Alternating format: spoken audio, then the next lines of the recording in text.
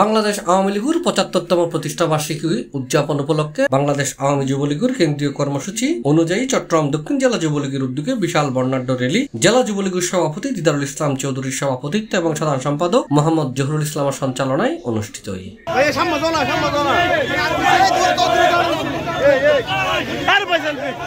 জুনের ২২ তারিখ রবিবার বিকাল ৩টায় পটিয়া মনসা বাদাম দলতন শুরু হয়ে নগরীর বিভিন্ন সড়ক ঘুরি পার্টি অফিস জায়গায় র্যালিও শেষ হয়।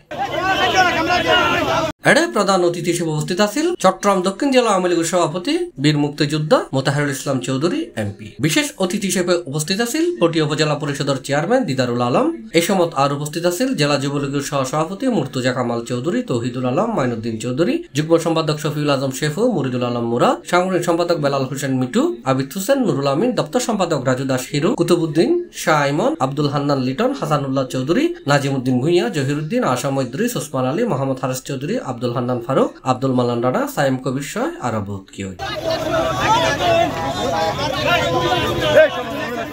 C plus Chittagong.